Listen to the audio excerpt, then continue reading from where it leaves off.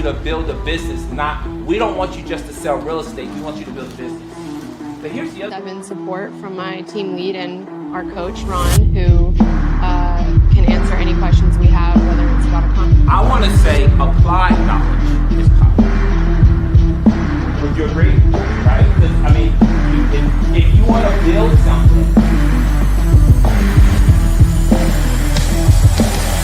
yeah, there's great knowledge, but if you don't apply it, then you're not going to be able to use it to build something, right? So most of us I just knocked it out of the park. Absolutely recommend him. You need to sign up soon. Go see Ron. Taylor. Hi there, my name is What I love about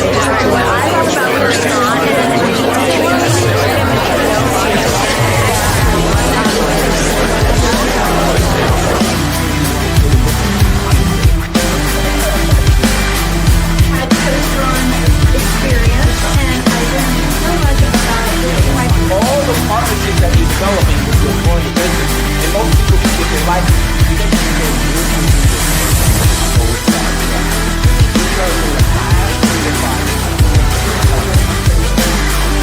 What about Coach Ron is a meat and potatoes. No gimmicks, no games, just very direct what you need to grow your business.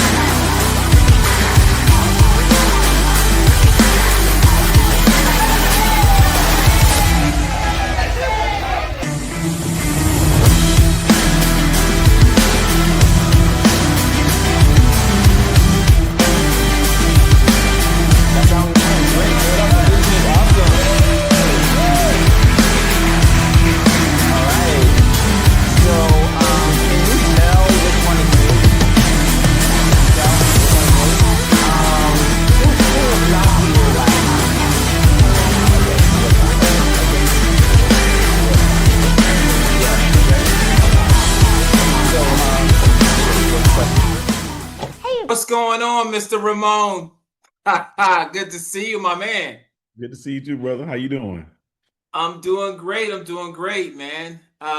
We just, I'm assuming Sharon gave you this link. We're building this platform called the Pipeline Builders.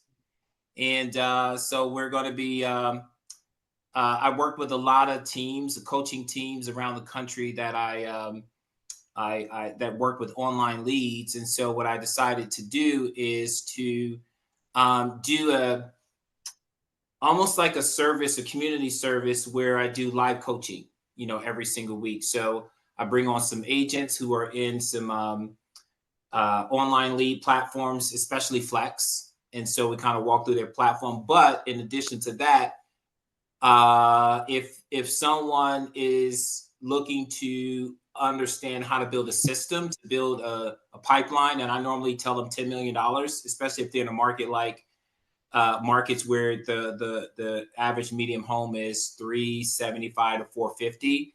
That's 25 to 50 deals, and I show them how to do that. And so we have one of my teams, Felix, is on today. I'm going to be coaching his pipeline, so walking through that and be able to help you guys to see what that looks like. And we're just going to keep it open so people just kind of pop on when they can, and we just kind of go from there. Hey, Felix, man, welcome. Thank you. So you're in Birmingham with the fabulous Taylor Jackson team out in the Birmingham area. Tell us, how long have you been in real estate, and how long have you been on his lead program with Zillow Flex? So I've been in real estate for a grand total of 5 months. I just moved to Alabama in March from North Carolina, where I did industrial engineering before. And Taylor was actually my realtor when we purchased our house here. So talked to him. I've always been interested in real estate. So having that connection, I just thought, I would love to join his group. He was a great person, not realizing all the opportunities that he had as well. So struck gold joining his team for sure. So one of the things that I love about teams is that they have figured out this lead source thing. So whether they have built a humongous database where they can share with some agents, or some of these portals, they've created some partnerships with these online lead portals that they've connected with, and then being able to leverage that to be able to track other teams to kind of come in, or agents to come in to join their team, to be able to shorten the learning curve of learning real estate. Is so tell me really quick before we start, what made you join a team? Like, why did you want to go independent? What made you join a team? Right. First and foremost is the lack of knowledge that I had previously. Of course, I Mhm. had not been in real estate prior to joining the team, so he had taught me a lot just throughout the process of purchasing my own home, and I thought he would be a great mentor generally. So that team dynamic 100% is helpful for both the The learning curve learning. that you mentioned, as well as some support systems around. So if I ever go through a one-off scenario that I'm not sure how to navigate, I have plenty of experience to help me out there. Got it. Got it. Yeah. So I think that's anybody who's looking to shorten the learning curve in real estate. What I love about teams is that they have the systems already in place. And so if you want to, just like working in corporate, like you work in corporate and then you kind of learn a skill set, a mindset, the culture, and then you want to kind of go out on your own, then you have all of that skills that you've developed with that corporate. But let me go ahead and get started. What I'm going to do first is I'm going to go over a couple of slides real quick. And then Felix, we had three agents, and it's one of our agents has some car trouble, and other agents could make it today. So we normally do three agents per session. So Felix, it's all you today, man. So I'm going to spend a lot of time with you today. So what I'm going to do is I'm going to share um, a couple of slides first, and then we'll get this thing started. All right, can you guys see my slide? Give me a thumbs up. You good?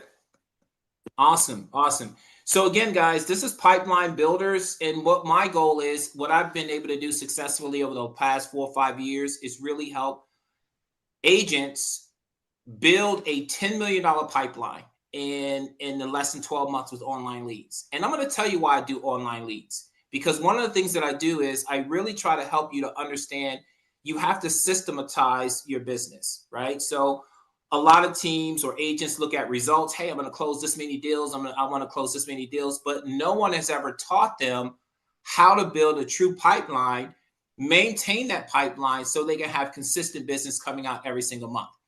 And the reason I like online leads is because the online leads are able to um, help you to test your system. So if you are new to real estate and you don't have any marketing, it's really difficult to kind of test your system if you don't have consistent leads coming in. So I'm not saying you stay on it forever, because I know that there's a lot of big referral fees. But the thing is that that if your system is strong, if it's not strong, just like running a business. Like if I had a restaurant business and I've already set up the front to welcome customers, I got my chef, I got my kitchen. If I don't have customers running my restaurant, I don't know if my system can maintain the level, right? Are we doing good? Or we're not doing good? And that's the big thing about these online lead portals. I know a lot of agents are like, oh, I don't want to do online. I got to pay this and I got to pay that. I'm like, look, guys, you don't know what you're missing, because yeah, you got to pay the 40%, but it actually is an investment to see if your system is working, right? And so that's the biggest thing. Guys, hold on. I think some of the agents are having a challenge with the, all right, so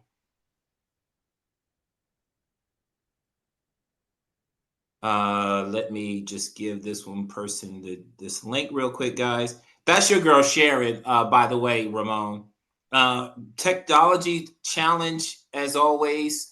I've been dealing with that for 4 years. My girl, I love her to death, but she technology challenge. All right, so we're gonna be doing that. So here's the other thing, guys. Listen, if you I worked with pretty much all of these platforms before, and so a lot of my clients, those who don't know me, I was a real estate coach for Zillow for 4 years. I've helped grow their Zillow Flex program from the initial start when they first started out. Now they're in all the markets across the country, including Canada. And a lot of my teams that I used to coach who had the Zillow Flex program, a lot of them also partner with a lot of these companies as well to be able to provide a lead source for their agents to attract agents, right? And so today we're with our guests that we're going to be coaching today is Felix. His team leader has Zillow Flex. And any other lead sources on here, Felix, that you guys work with? Primarily Flex. Just primarily Flex, right? And the reason why a lot of teams work with Flex is because obviously Zillow is a household name, very high intent buyers and sellers that go on their platform, want information on the house. That information gets sent to a team. That team routes it to its agents.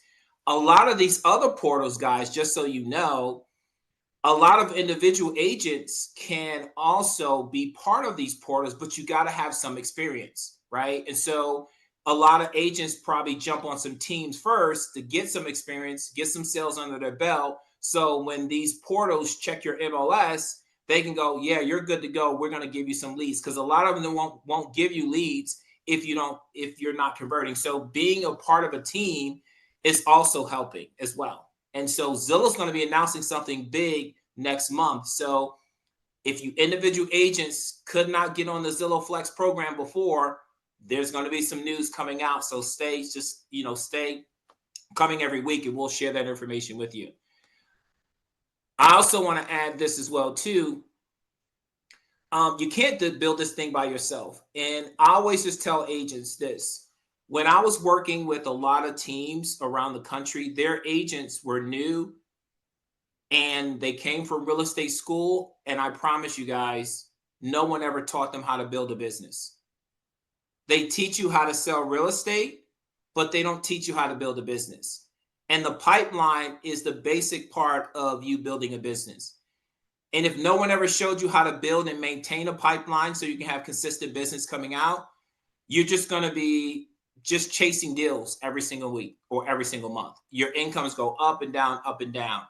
What we're going to do today is give you the formula that I have been using for years and years to teach agents how to systematically build a pipeline first, maintain that pipeline so you can have consistent business coming through there. So everything is systematized. We're going to walk through that system today as well. So we're going to show you how to systematize that system, and then you can scale it however you want to scale that. All right. So there's 3 core things to my system, right? First one is lead gen. Can't do anything without lead gen. You know, the lead gen, your business doesn't work if you don't have lead gen.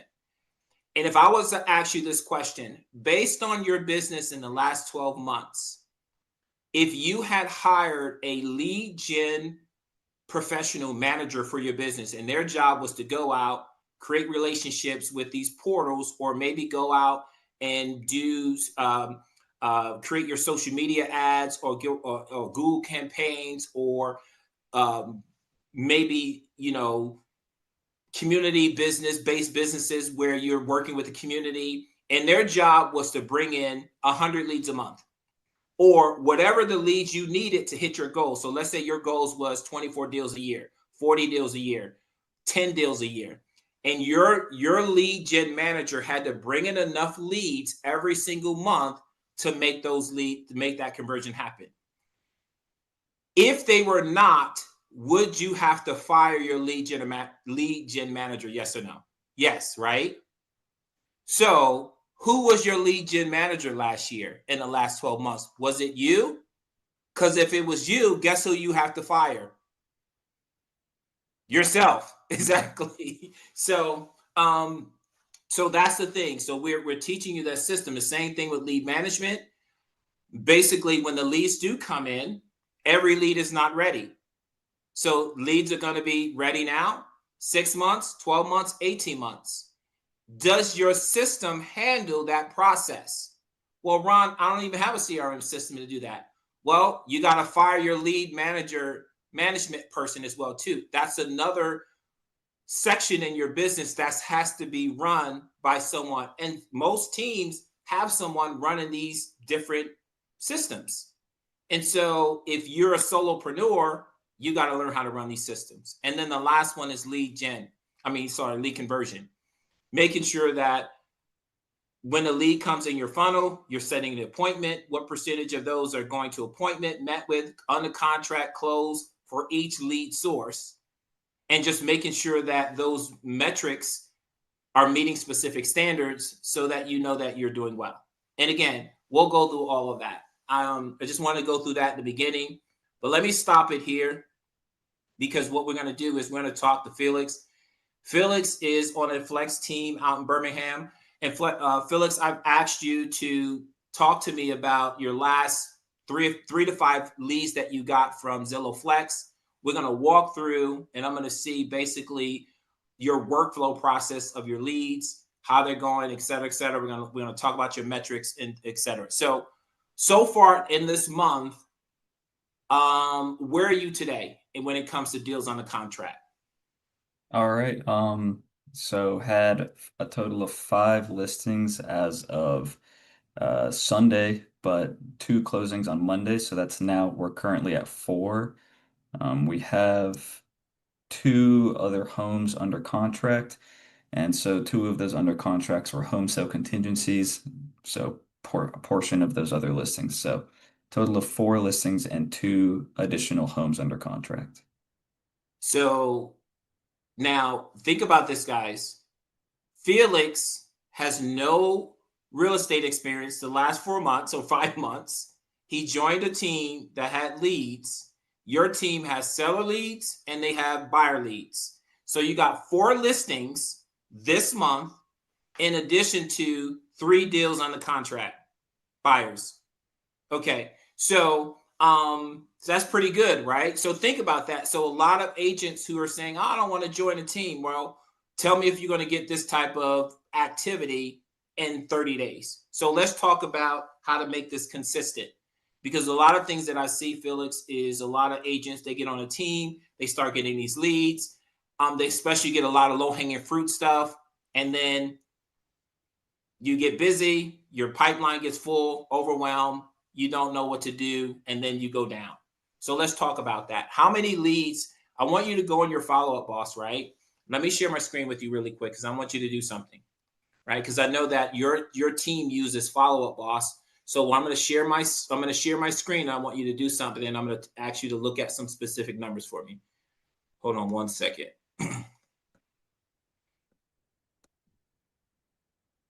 Now, again, because I'm going to use mine as an example, because I don't want to share your screen because of the privacy of your clients. So I want you to look at my screen. Can you see my screen here? Is pulling up, I believe. Yep, I see it.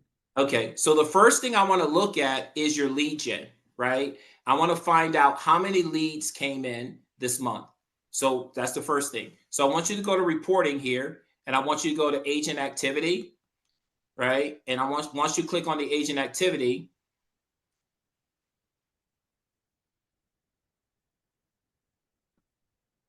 there we go. And so there we go. This is messed up. Agent activity.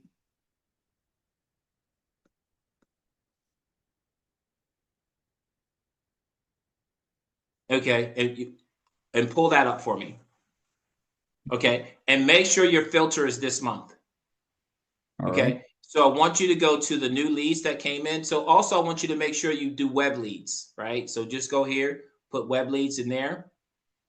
And then what I want you to do is I want you to go to these, how many leads came in this month so far? 44. 44 leads came in this month. I want everybody to put in the chat, if you are a realtor on a team or you solo, I want you to put in the chat how many leads came into your company last month, into your business last month. So we have about 10 people on here. So if you could put it in the chat and just kind of work along with myself and Felix, how many leads came in to your company last month? Now, we're going to do something different too. I want to share something with you. Guys, look at this because this is very important. I'm going to share a framework that I want to share with you. Can you guys see my screen?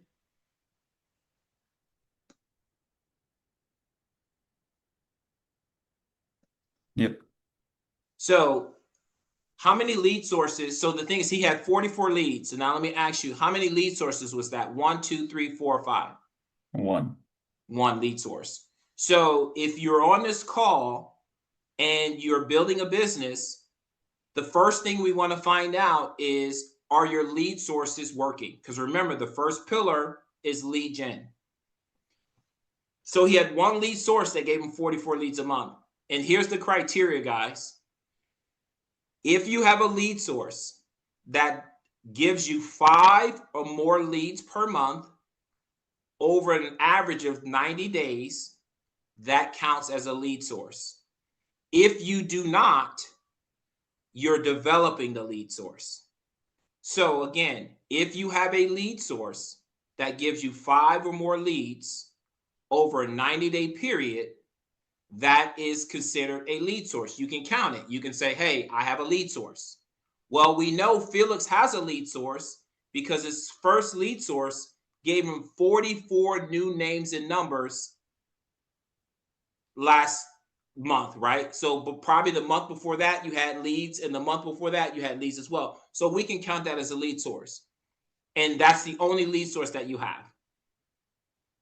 Okay, Yeah. so here's what we're going to be helping you too with, Felix, as well. I need you to develop another lead source. And you're like, people are like saying, Ron, what the hell? Why does he want to develop another lead source?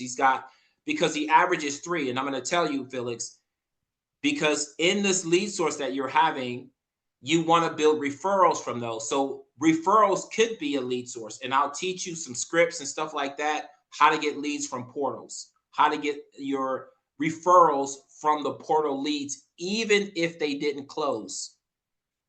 If you have a relationship with them, they should be able to refer you to their family, friends, or coworkers who are also in the same portal that they're in, and use you as their agent without you having to pay the referral fee to the portal. So we'll show you how to do that. I'm going to stop here for a second. Does anybody have any questions?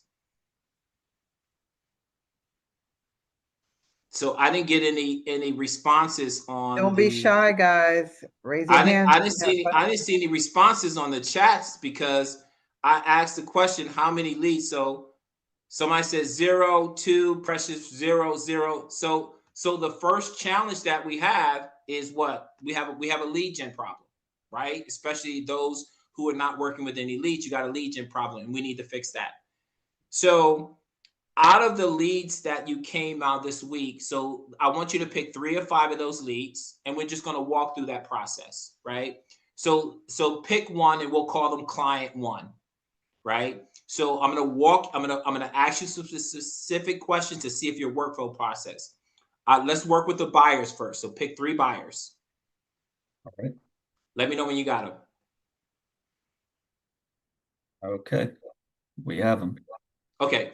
So when you met with the first buyer and you had a conversation with that buyer, were you able to schedule an appointment immediately? Yes. Okay. So you scheduled an appointment. Were you able to meet with the buyer at the showing? Yes. Okay.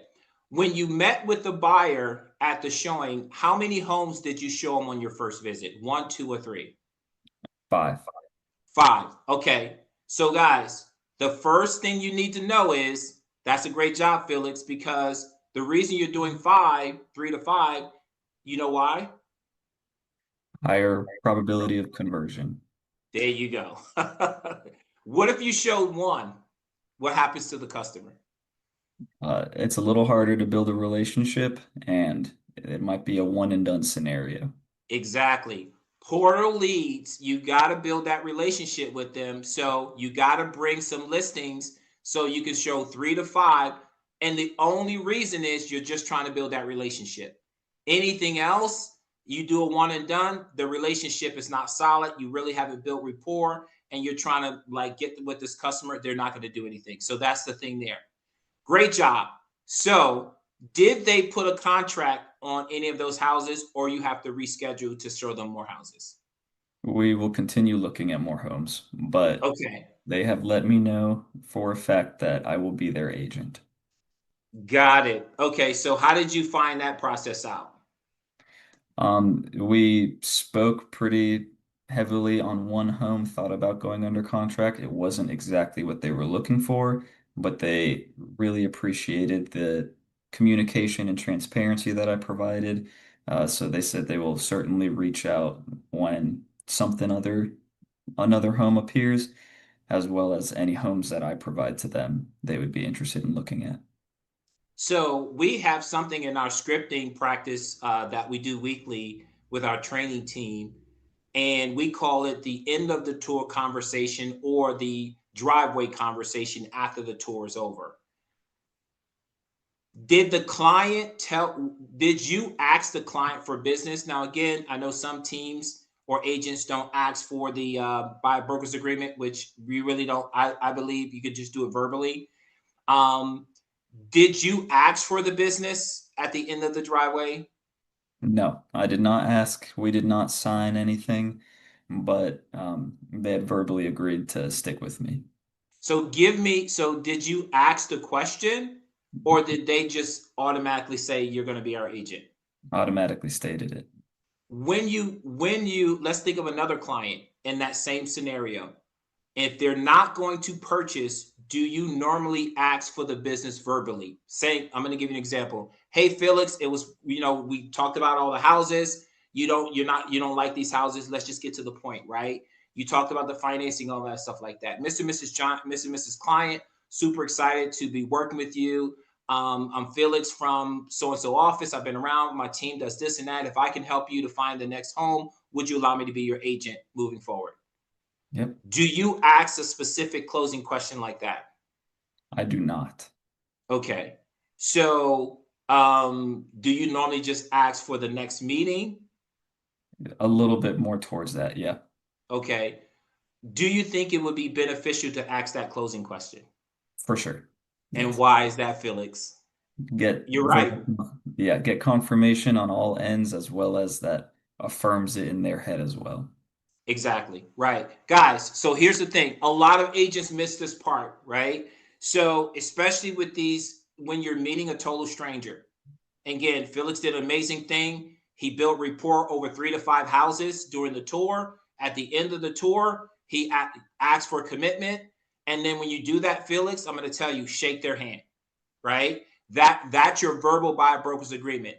What I have seen over 5 years of working with online leads, that is one of the biggest things where they won't ghost you. Because a lot of times when everybody feels good and they go, oh man, that felt good. And I go, yeah, it felt good because feelings lie, right? So did you get a commitment?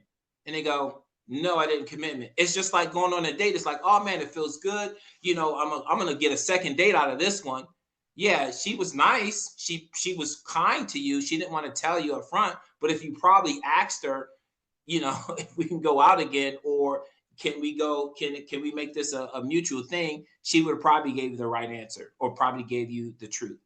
So make sure you're doing that. Now, I want to go back a little bit. I want to ask you, and this client, did you ask about the financing?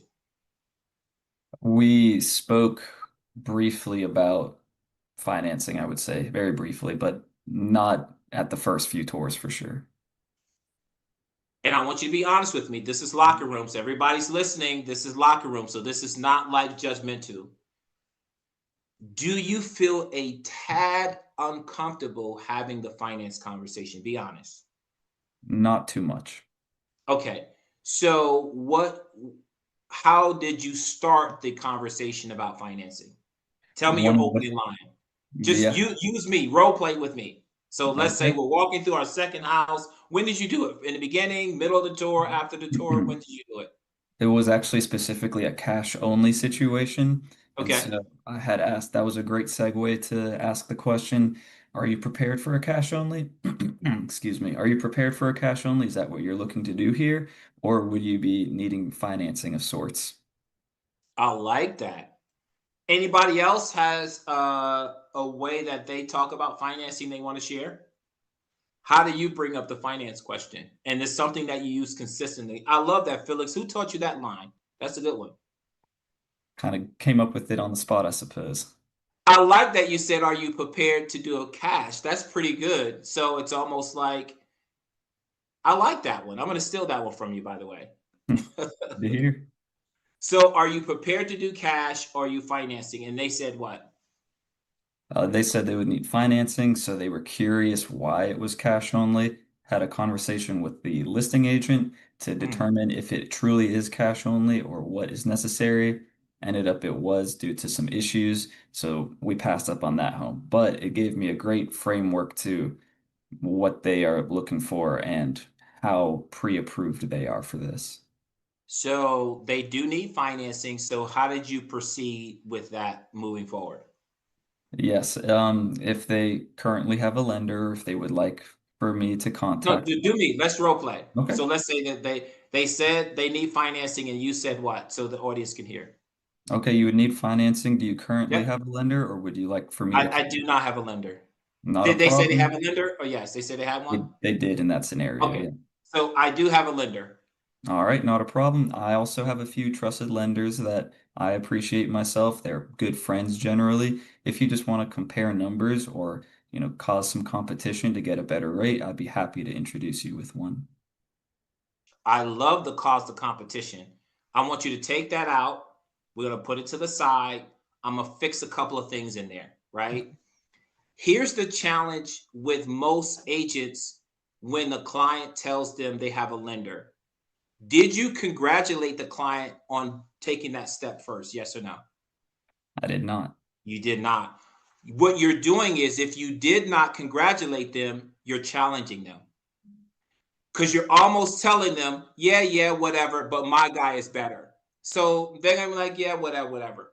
So think about, and I'm gonna see if you know the answer. Let's say anybody else. How would you now position it? Because here's the other thing. I'm gonna give you another thing. Don't, because what you also did is you added your lender outside of your value. What I mean by that, if your lender is part of your value of service that you're adding to them, you want to include it, not like an end of a Walmart checkout line where there's gum and chips and stuff like that. It's like, yeah, oh, by the way, I know you bought some dish detergent. Here, try to pick up some gum, right? So think about this. Would it sound better if you congratulated them? Hey, man, great job. Most of my clients are not starting, but I see you already started the process. So I'm assuming that, your guy's going to give you a great deal. But here's what I found with my other clients. When I add another lender and they compete, the client always wins. So does it sound like I'm adding value to their situation, or does it sound like I'm trying to get them to use my lender? What does it sound like? Value. It sounds value. And most of you guys are not using value. You're trying to compete and tell them that what they picked is crap and yours is better. And don't do that. So if you're saying to them, hey guys, listen, what I normally do is go ahead and choose your lender. Congratulations. Pick your lender, get that process started. Here's what I do. I always tell my buyers to get two lenders to compete. And once they compete, they're going to be fighting towards each other, taking off a little here, taking off a little there, doing this, doing that. And guess who always wins? And I wait for them to tell me. And they say, the client, I say, absolutely. So here's what I'm going to do.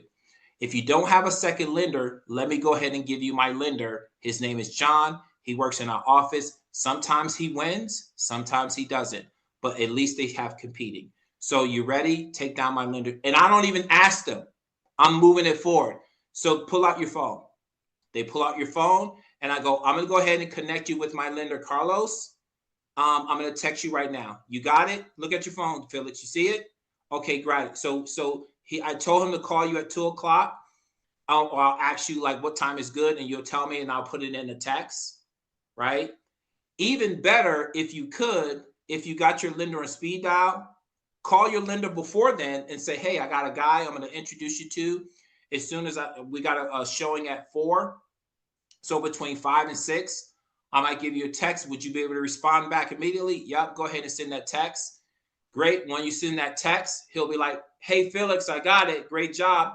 And he'll say, oh, by the way, you're working with he might tell your client you're working with an amazing agent, blah, blah, blah, blah, blah, blah.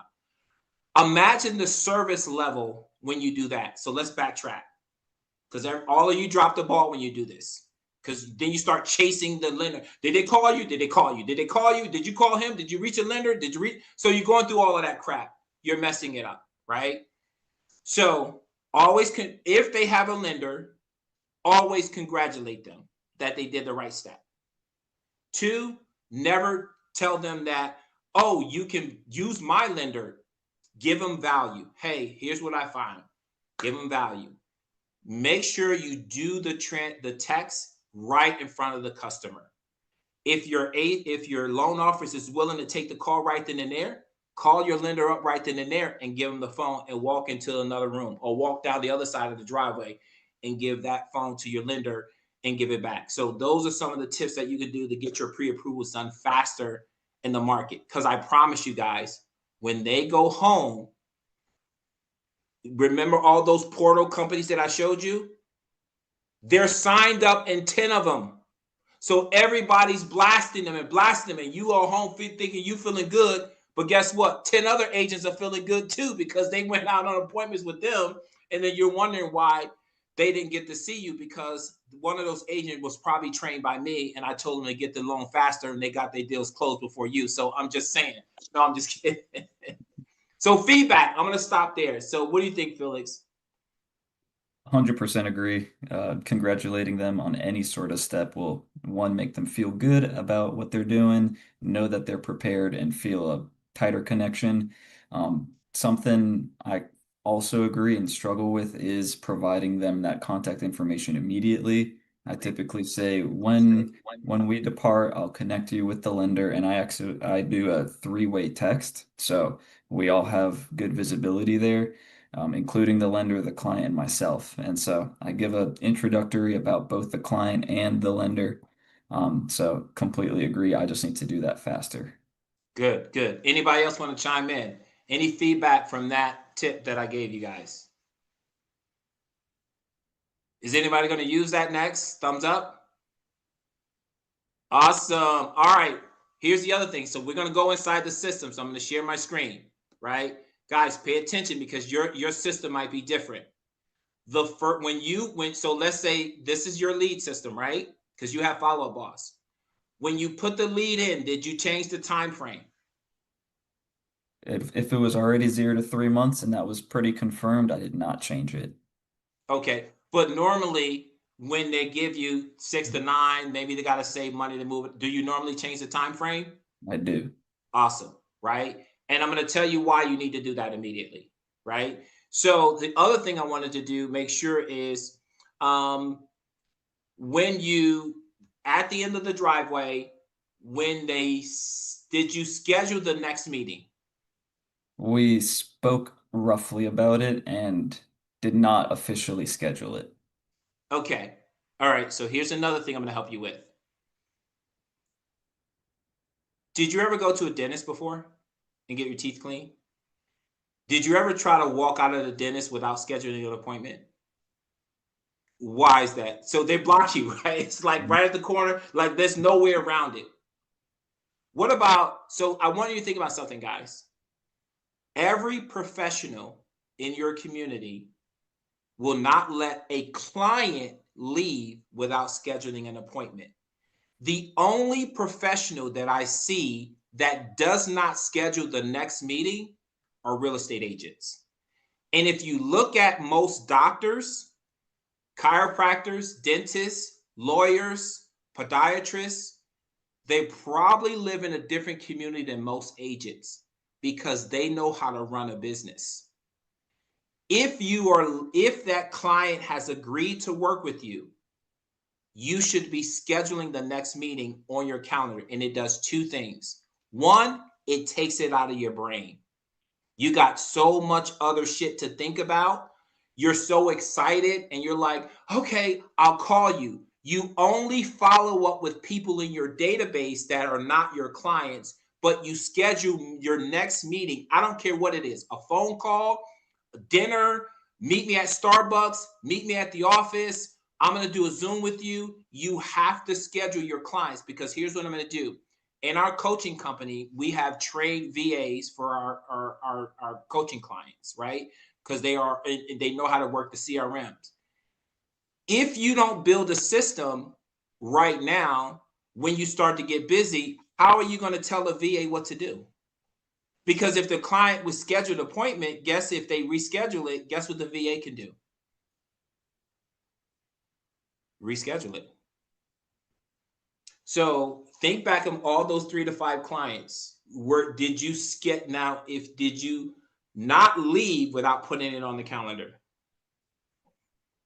I did leave without putting it on the calendar. So And I'm going to save you. I'm going to increase your closings too, because when you put this Felix on the calendar, you're going to relieve yourself from thinking about following up with them. Because the reason you're so tired, because you follow up with database leads that are not clients, and your brain tricks itself in thinking that I don't feel like calling this client again, because you're in that mode. But you feel a sense of energy when they're already booked on your calendar, because now they're a client, moving them down. Every time you get off the phone, you schedule another appointment. You meet with them, you schedule another appointment. So you do that here, right in here. So go here, schedule that appointment. And the beauty thing about this is it's going to send them a reminder. And once you get to the point, Phyllis, which I know you are, and you have your business, your real estate business, you have 2 or 3 VAs working for you, they're going to go in here and they're going to get a ding on their email saying one of your clients needs to reschedule. And they're going to go in there and look in your calendar and do it for you without you having overload of doing it yourself.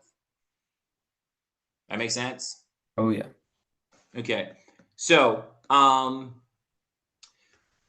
now that you did schedule an appointment, so you went home, and so was the client with the cash offer, well, the client, the one we just talking about, when is the next meeting? You don't have it followed up, right? You have to call the client and schedule the next meeting.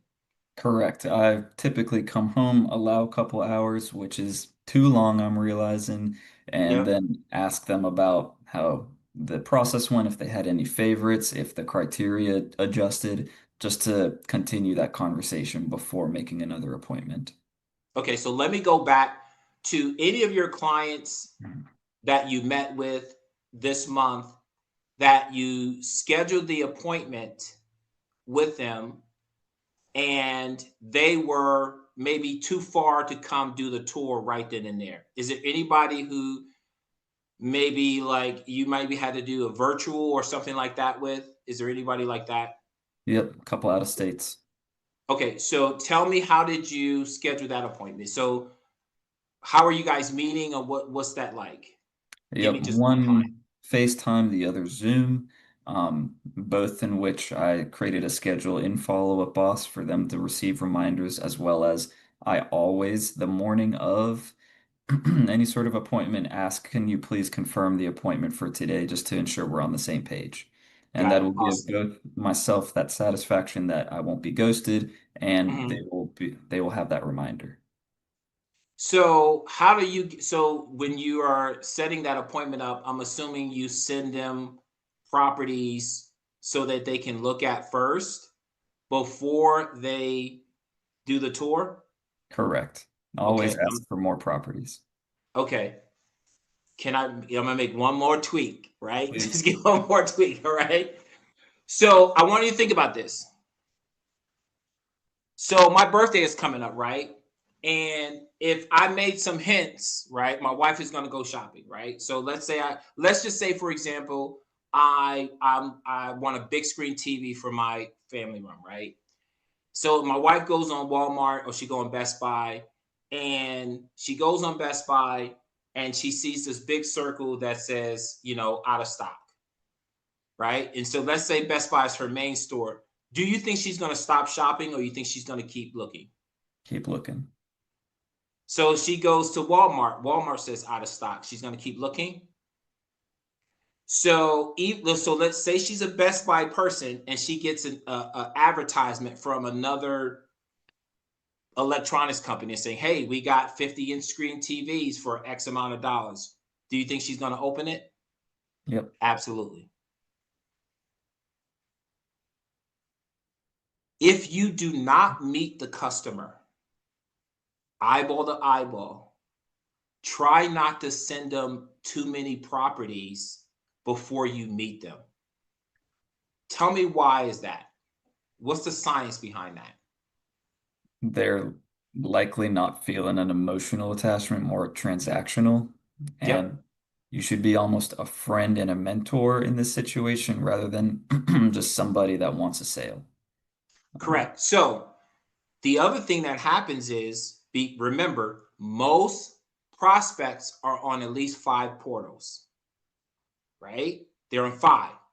You're not the only one. They're dating other people, right? So don't get jealous. You just got to stand out. This is how you stand out. Try to meet them virtually just to get a feel before you start sending them properties.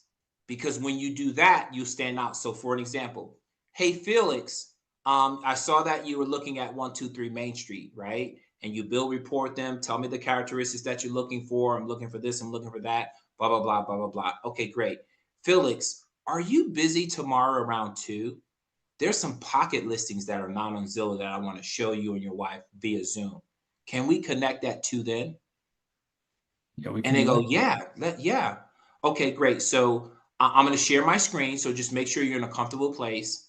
We're going to walk through a couple of characteristics in these houses and see which ones that stand out the most. So then I can compile a list on the MLS to know exactly what you like, and I can start sending them.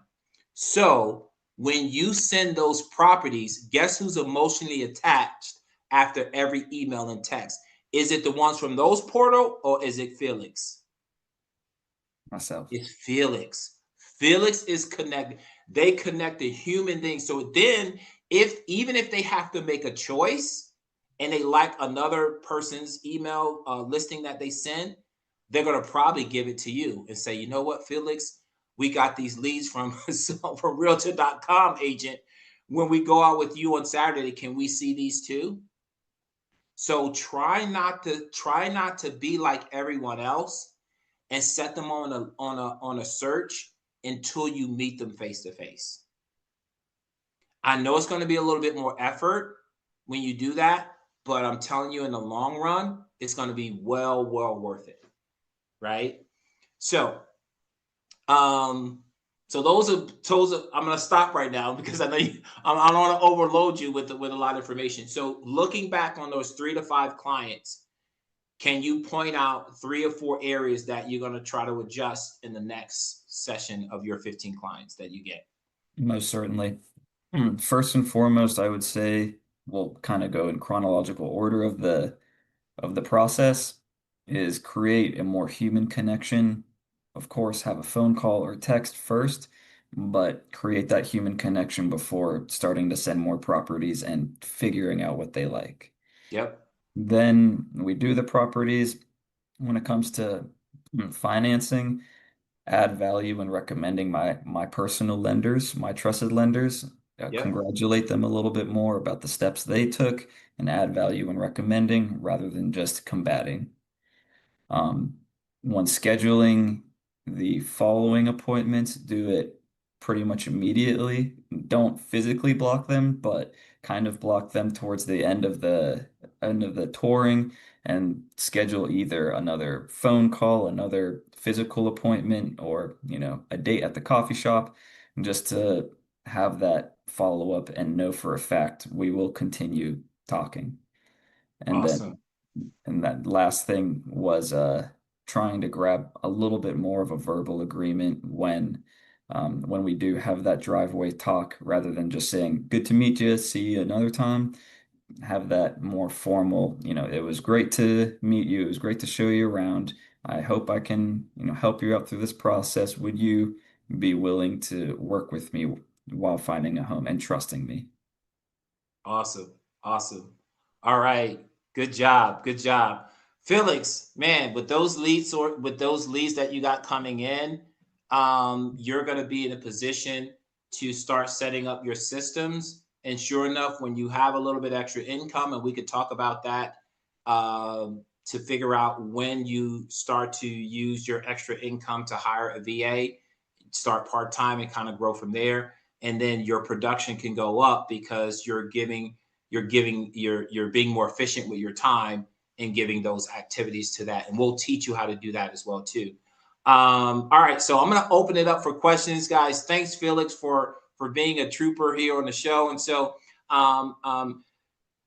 Divine, what I'm going to do is, if you guys are interested in being coached, bring your pipeline. My team and I will have a call with you. My assistant just put the link in there. Fill that out and say, hey, I want to be coached on the show. Or you could just come next week and just be a guest and watch everybody else get coached. And if that's the way you want to kind of learn what you want to do. So Felix, you're welcome to come back next week and just sit in the audience and watch somebody else pipeline. Watch us kind of help coach them through their pipeline. But any questions? So if anybody we still have a couple more minutes, 2 or 3 more minutes. Does anybody have a specific question when it comes to lead gen, lead nurturing, or lead conversion? Hey, Ron, thank you for hosting this today. My question is around lead gen. I started to use Bold Trail and learning, how to make sure I know the system. But lead gen, if I sign up for everything, nothing's happening, then what? What are your thoughts?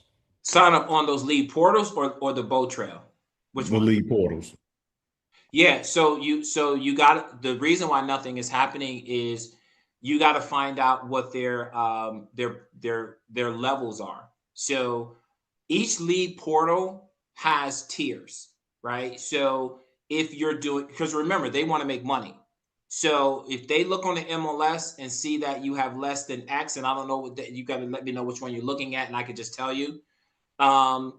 And I have a spreadsheet I can send to you too, Ramon, because I created a spreadsheet with all those lead sources and what their minimum tiers are. Because if you don't have a certain amount of volume, you're going to be last on the list. So if you pick a specific zip code and they have like a top agent in that area that's closing a lot of deals, they're going to send it to them first, right? So that's going to be your thing there. Okay. You got it. I haven't signed up for them. I'm just asking because I know maybe somebody else is thinking that, but that is something that I'm working towards to start signing up. But would love to have that spreadsheet that you have. Yeah, I'll send you the spreadsheet. And here's the thing, Ramon. And so, I would ask them as well too. Give me the zips that you're not performing. Now, again, they might give you some zips, and everybody has those cities in their areas that they don't want to work, whether they low or whatever. But just you have to start putting them in your pipeline, because you got to remember, they might know other people. Like a lead that might have a low, you might not say, I'm not going to make money off this deal, but their brother might be a cop. And you don't even know that because you're saying, oh, this lead sucks. It's like, but their brother, everybody got somebody in their family member that's doing well. Cop, a nurse, somebody who's a teacher or whatever. Just because that person works at maybe a retail store and making, X amount of dollars an hour, that don't mean that they have other family members that you can leverage. So call them and say, hey, give me your zips that you're not performing, and I'll take those zips. Right.